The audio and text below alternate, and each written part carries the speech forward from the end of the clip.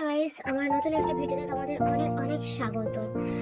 তোমরা সবাই কেমন আছো? আশা করছি ভালো আছো। আমি অনেক অনেক ভালো আছি। তো আজকে শেয়ার করতে চলেছি সহজ পদ্ধতিতে কিভাবে চিকেন রান্না করবে। তো আমাদের বাড়িতে যেভাবে চিকেন রান্না হয় সেভাবে তোমাদের সঙ্গে শেয়ার করলাম। তো ফার্স্টে দেখতে পাচ্ছ আলুগুলোকে লবণ আর হলুদ দিয়ে ভালোভাবে ভাজা করে নিয়েছি। তো চিকেনটাকেও একটু ভেজে নেব।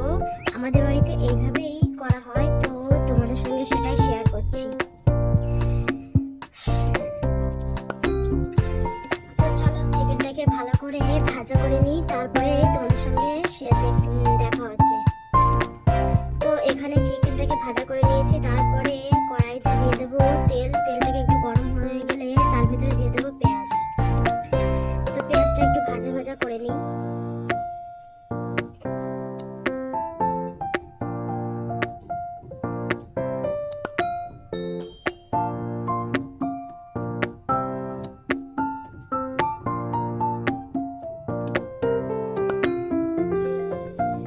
পেঁয়াজটা এখানে লাল লাল করে ভাজা হয়ে গেছে।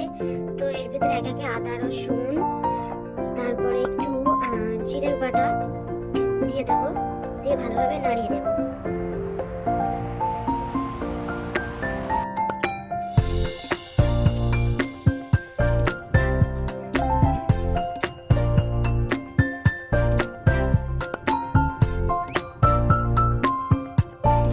এরপরে এর ভিতরে দেবো লঙ্কা বাটা।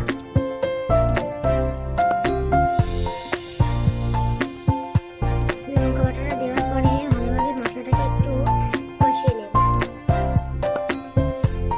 তারপরে দিয়ে দেবো চিকেন কারি মশলা। স্বাদ মতন মশলা দেওয়ার পরে ভালোভাবে নাড়িয়ে নেব। তারপরে দিয়ে দেবো গরম মশলা। গরম মশলাটাও দিয়ে দেওয়ার পরে একটু কিছুক্ষণ নাড়িয়ে নেব। ভাজা হয়ে গেলে এর ভিতরে দিয়ে দেব ভাজা মাংসগুলো দিয়ে কিছুক্ষণ ভালোভাবে নাড়িয়ে নিতে হবে।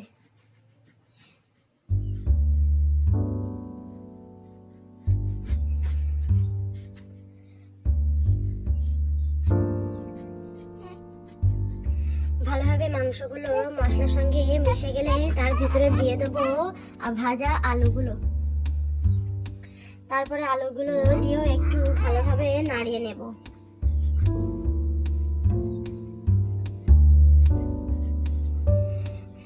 আলুগুলো দেওয়ার পরে ভালোভাবে নেড়ে কিছুক্ষণ ঢাকনা দিয়ে রাখতে হবে। তারপরে একটু এর ভিতরে স্বাদ মতো লবণ দিয়ে দিতে হবে। লবণটা দেওয়ার পরে কিছুক্ষণ ঢাকা দিয়ে রেখে দেব। তারপরে ঢাকনা আলগা করে এর ভিতরে দিয়ে দিতে হবে পরিমাণ মতো হলুদটা দেওয়ার পরে ভালোভাবে নাড়িয়ে নেব। তারপরে আবার ঢাকা দিয়ে কিছুক্ষণ রেখে দিতে হবে। তো দেখতেই পাচ্ছ এবার এর ভিতরে একটু অল্প করে জল দিয়ে দেবো। জলটা দিয়ে আবার ঢাকা দিয়ে রেখে দেবো কিছুক্ষণ।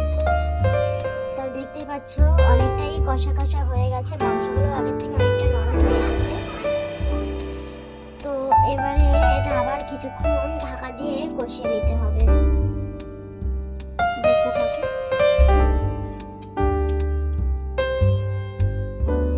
এদিকে চিকেন রান্না হচ্ছে, আর দেখো এখানে দেশি চিকেন বেরোচ্ছে। তো চিকেনটা শেষ এই অবস্থা। তো